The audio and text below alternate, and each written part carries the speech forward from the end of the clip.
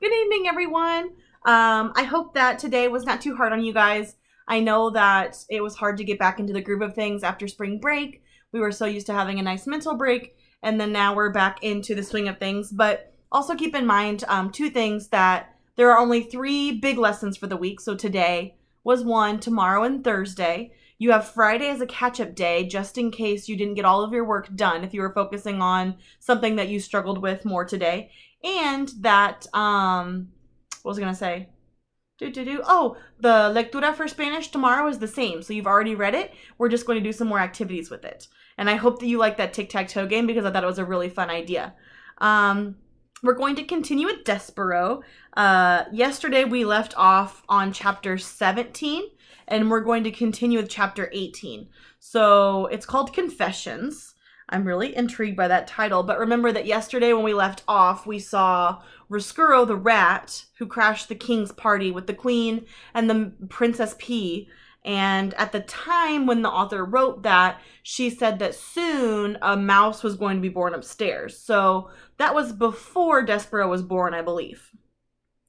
Roscuro went, as Botticelli told him he must, to torment the new prisoner. No, we read that. We read that one, silly us. The rat reader invited himself to the party. We are on chapter 20, A View from a Chandelier. Oh, that sounds even more exciting. There was, in the banquet hall, a most beautiful and ornate chandelier. The crystals that hung from it caught the light of the candles on the table and the light from the face of the laughing princess. They danced to the rhythm of the minstrel's music, swaying back and forth, twinkling and beckoning. What better place to view all this glory, all this beauty? There was so much laughing and singing and juggling that no one noticed as Roscuro crawled up a table leg and onto the table, and from there flung himself onto the lowest branch of the chandelier. Hanging by one paw, he swung back and forth, admiring the spectacle below him, the smells of the food, the sound of the music, and the light. Amazing, unbelievable. Roscuro smiled and shook his head. Unfortunately, a rat can hang from a chandelier for only so long before he is discovered. This would be true at even the loudest party. Reader, do you know who it was that spotted him? You're right. The sharp-eyed Princess P. A rat, she shouted. A rat is hanging from the chandelier. The party, as I have noted, was loud. The minstrels were strumming and singing. The people were laughing and eating. The man with the jingle cap was juggling and jingling. No one, in the midst of all this merriment, heard the P. No one except for Roscuro. Rat. He had never been aware of what an ugly word it was. Rat. In the middle of all that beauty, it immediately became clear that it was an extremely distasteful syllable. Rat. A curse, an insult, a word totally without light. And not until he heard it from the mouth of the princess did Roscuro realize that he did not like being a rat, that he did not want to be a rat. This revelation hit Roscuro with such force that it made him lose his grip on the chandelier. The rat reader fell. And, alas, he fell right directly into the queen's bowl of soup. And then the caption on this picture says, "A rat," she shouted. "A rat is hanging from the chandelier." There he is, swinging around with one hand. And there you can see one of the jesters juggling, jingling.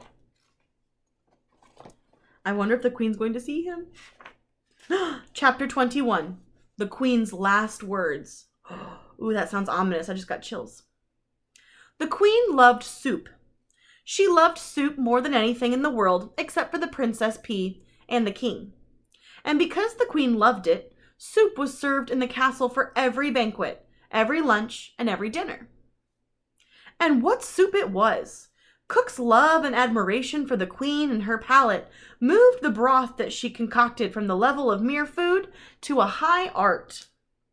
On this particular day, for this particular banquet, Cook had outdone herself. The soup was a masterwork, a delicate mingling of chicken, watercress, and garlic. Roscuro, as he surfaced from the bottom of the queen's capacious bowl, could not help taking a few appreciative sips. "Lovely," he said, distracted for a moment from the misery of his existence.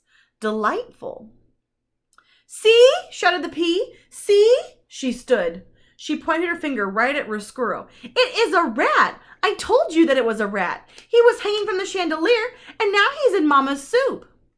The musicians stopped playing their guitars. The jugglers stopped juggling.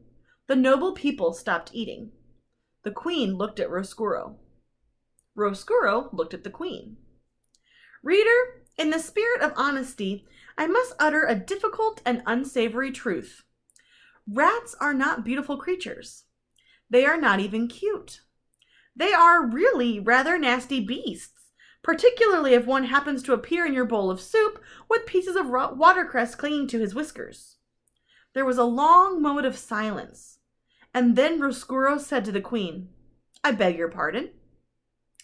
In response, the queen flung her spoon in the air and made an incredible noise, a noise that was in no way worthy of a queen, a noise somewhere between the neigh of a horse and the squeal of a pig, a noise that sounded something like this: "Yank!"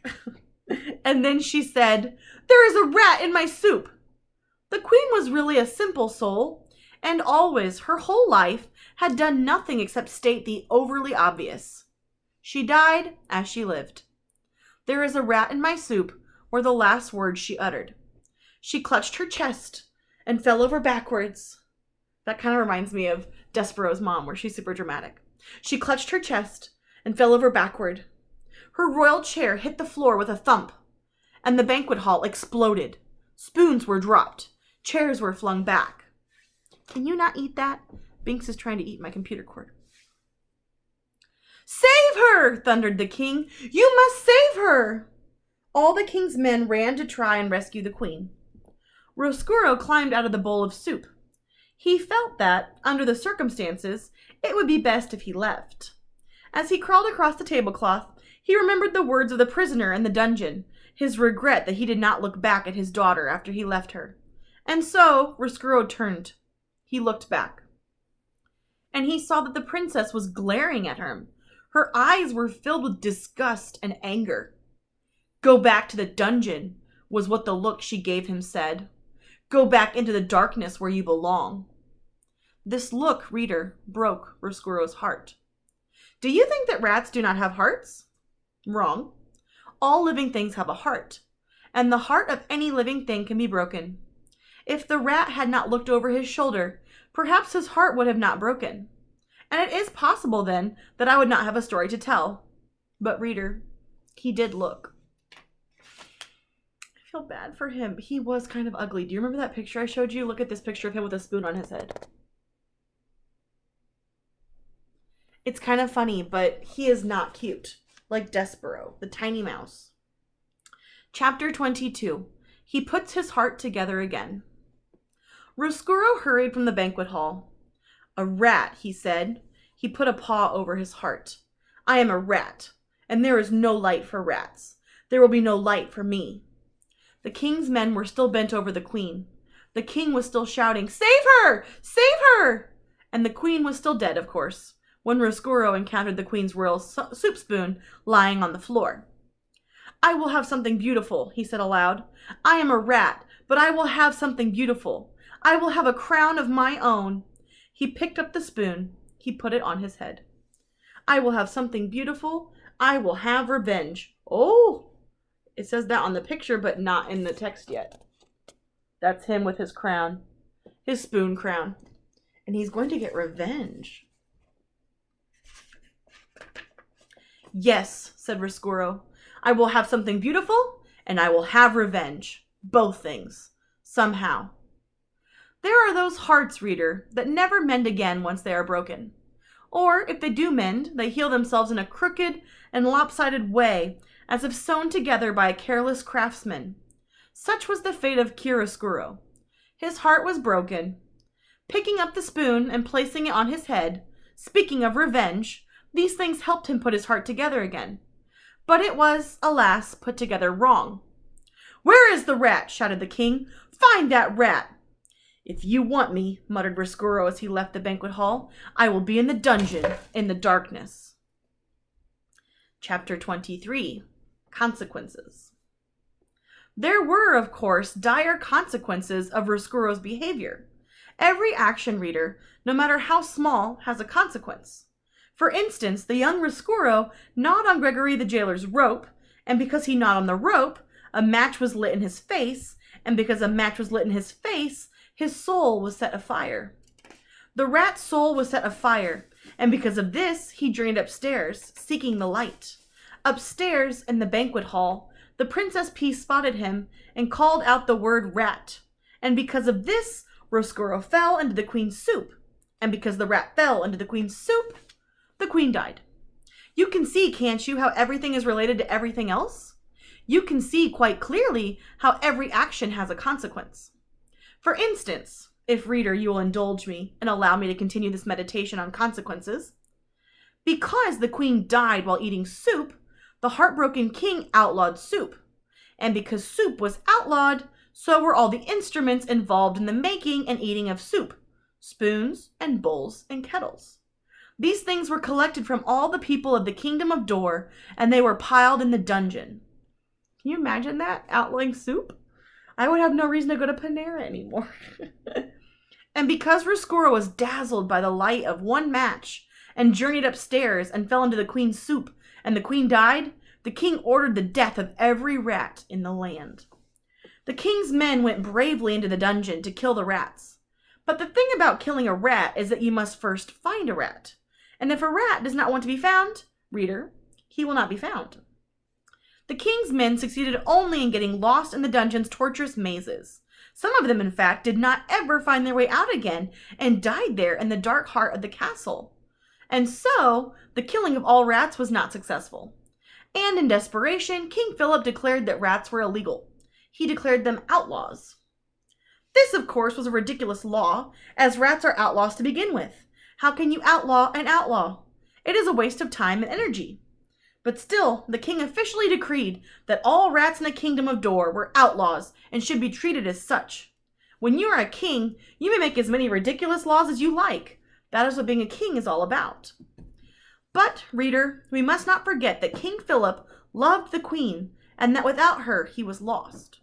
This is the danger of loving.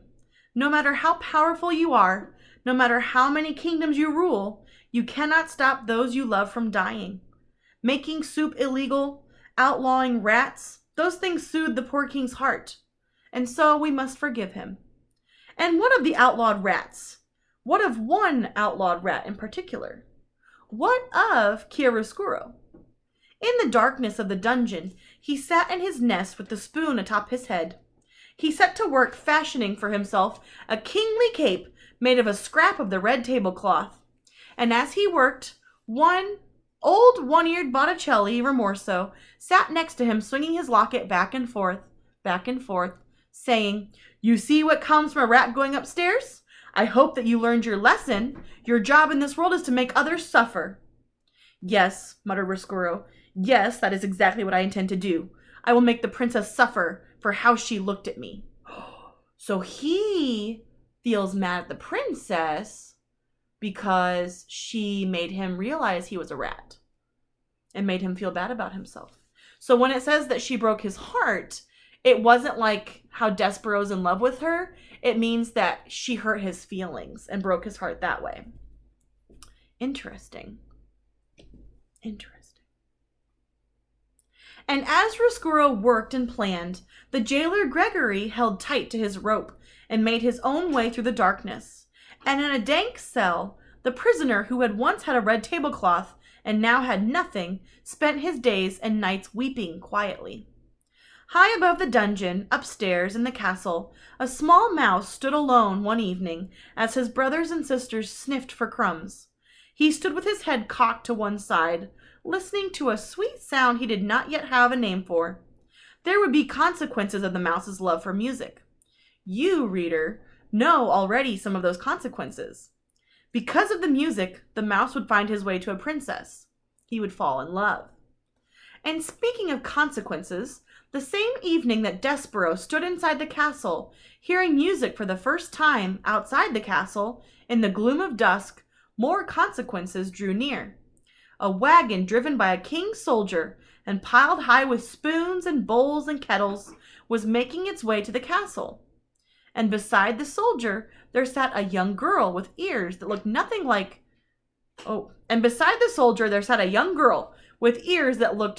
nothing so much as pieces of cauliflower stuck on either side of her head. The girl's name, reader, was Miggery Sow, and though she did not yet know it, she would be instrumental in helping the rat work his revenge. End of the second book. Okay, so I don't want to skip ahead, but I do. I have to know what Miggery Sow looks like. She has cauliflower ears. That is so weird. And she's going to help Roscuro get his revenge. End of the second book. The third book is called Gore, The Tale of Miggery Sow. Book the third. So we will start that tomorrow. Have a good night, guys. I'm so excited.